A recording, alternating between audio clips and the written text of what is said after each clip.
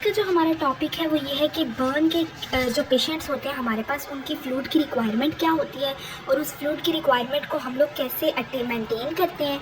कुछ फार्मूलाज हैं हमारे पास जिनको यूज़ करके हम लोग फ्लूइड की रिक्वायरमेंट को पेशेंट की जो है वो डिटरमाइन करते हैं कि किस पेशेंट को हमने कौन सा वाला फ्लूइड देना है। ठीक है, फॉर एग्जाम्पल सबसे पहले हमारे पास आ जाता है कॉन्सेंसस फार्मूला। फार्मूला की बात करें तो हमारे पास इसमें आ जाता है कि रिंगर लैक्टेट 2 से 4 ml लेंगे, उसको मल्टीप्लाई करेंगे हम लोग बॉडी वेट से कि पेशेंट का बॉडी वेट कितना है, और फिर हम देखेंगे कि उसका टोटल बॉडी सरफेस एरिया जो बर्न है वो कितना है। ठीक है, अब इसकी डोजेज की बात करें तो वो हमारे पास आ जाता है कि फर्स्ट 8 आवर्स में हम लोग उसको टोटल अमाउंट का हाफ देंगे, देन नेक्स्ट 8 आवर्स में हम लोग टोटल अमाउंट का 1/4 देंगे, देन उससे नेक्स्ट 8 आवर्स में हम लोग 1/4 ऑफ द टोटल देंगे। ठीक है,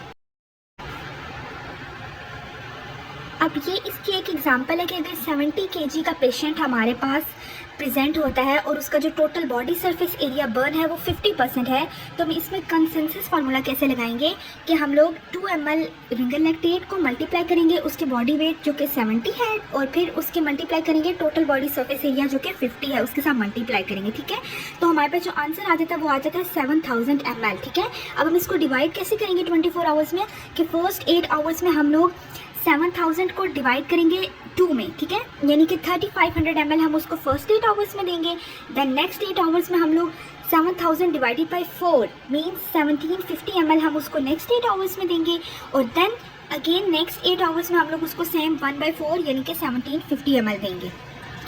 सिमिलरली हमारे पास एक और एग्जांपल है, 40 kg का पेशेंट हमारे पास इमरजेंसी में रिपोर्ट हो रहा है 25% total body surface area burn के साथ। उसके ऊपर हम लोग कंसेंसस फार्मूला लगा के उसकी वैल्यूज निकालेंगे और हम बताएंगे कि फर्स्ट 8 आवर्स में कितना देंगे, then next 8 hours and then उससे नेक्स्ट 8 आवर्स। ठीक हो गया।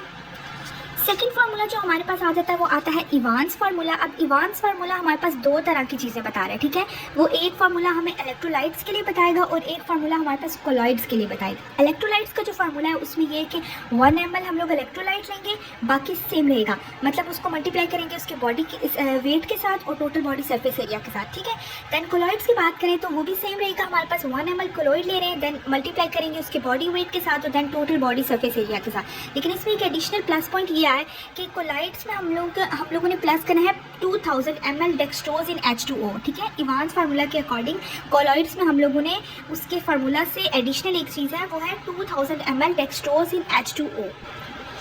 डोजेज इसकी भी सेम रहेगी कि फर्स्ट हम लोगों ने जो 8 आवर्स है उसमें हाफ देनी है, देन रिमेनिंग जो आफ्टर 8 आवर्स होंगे उसमें हम लोग रिमेनिंग हाफ देंगे, और सेकंड डे हम लोग कोलॉइड्स इस्तेमाल करेंगे। ठीक है, कोलॉइड्स और इलेक्ट्रोलाइट्स को जो है कंबाइन करके हम लोग यूज़ करेंगे।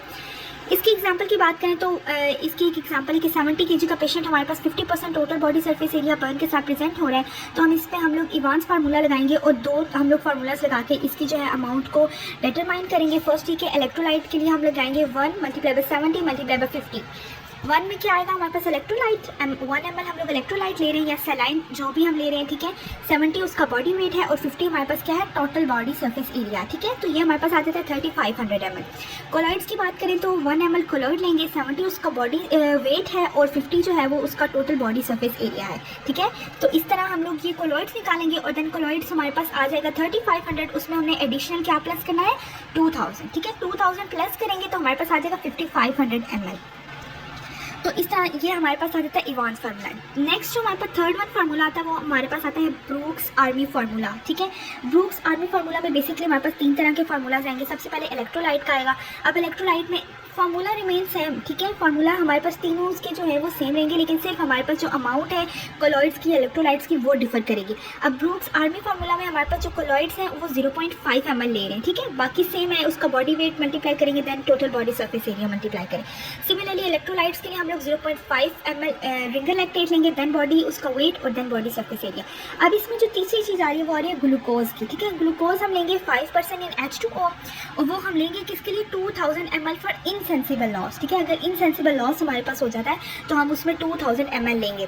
ठीक है, देन इसकी डोजेज जो है हमारे पास वो भी सेम रहेगी कि फर्स्ट 8 आवर्स में हम लोग हाफ दे रहे हैं, देन नेक्स्ट 8 आवर्स में remaining half and then second day हम लोग कोलॉइड्स और इलेक्ट्रोलाइट्स कंबाइन यूज़ करेंगे। ठीक है, फोर्थ हमारे पास जो फार्मूला आ जाता है ये बहुत इंपॉर्टेंट है और बहुत ज़्यादा कॉमनली हॉस्पिटल सेटिंग्स में यही यूज़ किया जाता है, जिसको हम पार्कलैंड या बैक्स्टर फार्मूला। बैक्स्टर फार्मूले की अगर हम बात करें तो इसमें हमारे पास आ जाता है रिंगर लैक्टेट 4 ml, ठीक है। उसको मल्टीप्लाई करेंगे टोटल बॉडी वेट से और मल्टीप्लाई करेंगे total body surface area burn से, ठीक है। और इसमें हमारे पास ये है कि ये तो इलेक्ट्रोलाइट के लिए फार्मूला हो गया, ठीक है।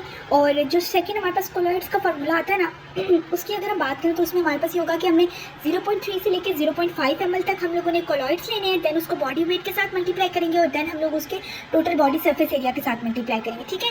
इसमें सिर्फ हमारे पास जो अमाउंट आ रही है ना कोलॉइड्स और इलेक्ट्रोलाइट्स की, सिर्फ वो डिफर करिए, बाकी सब कुछ सेम रहेगा, बिकॉज के हमने उसी अमाउंट को मल्टीप्लाई कर देना उसके बॉडी वेट के साथ और उसके टोटल बॉडी सरफेस एरिया के साथ, ठीक है।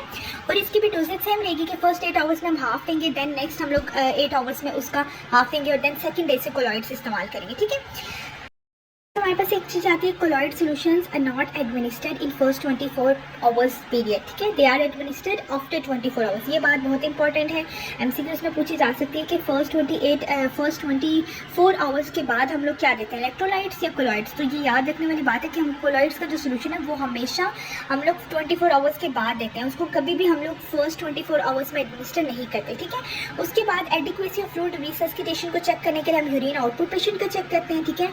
इन डिवेलिंग कैथीटर हम लोगों ने इंसर्ट किया होता है पेशेंट को ताकि हम लोग उसकी प्रॉपर मॉनिटरिंग कर सकें। उसके बाद हमारे पास आता है vital science and monitored frequently, okay. Vital science को हम लोगों ने साथ साथ देखते रहना है कि पेशेंट में हमारे पास क्या प्रोग्रेस आ रही है, क्या आउटपुट आ रहा है हमारे पास। उसके बाद बेस लाइन लेबॉर्ट्री स्टडीज़ में BUN, serum creatinine, serum electrolytes और हेमाटोक्रिट लेवल चेक करने हैं। उसके बाद ईसीजी की monitoring, ABG analysis and chest X-ray, ठीक है। तो ये था हमारा लेक्चर फ्लूइड्स की रिप्लेसमेंट पे, फ्लूइड्स की रिक्वायरमेंट्स में, कि कैसे हम लोग अपने पेशेंट्स के लिए फ्लूइड की जो है वो डिसीजन लेते हैं कि इस पेशेंट को हमने कौन सा फ्लूइड देना है और कितनी अमाउंट में देना है, कितने ml में देना है, ठीक है। तो ये थे हमारे पास 4 काइंड्स ऑफ इम्पॉर्टेंट फार्मूलाज जो कि एग्जाम पॉइंट ऑफ व्यू से भी बहुत इंपॉर्टेंट हैं और मोस्टली सर्जरी, जनरल सर्जरी के पेपर में लाजमी इनका एक स्नैरियो आता है जिसमें एग्जामिनर आपको पेशेंट का स्नैरियो इस तरह दे सकता है, लाइक एग्जांपल्स में जैसे हम लोगों ने डिस्कस किया कि एक पेशेंट हमारे साथ इतने बॉडी वेट में प्रेजेंट हो रहा है और उसका टोटल बॉडी सरफेस एरिया इतना है, उसका वेट इतना है, उसका टोटल बॉडी सरफेस एरिया इतना है।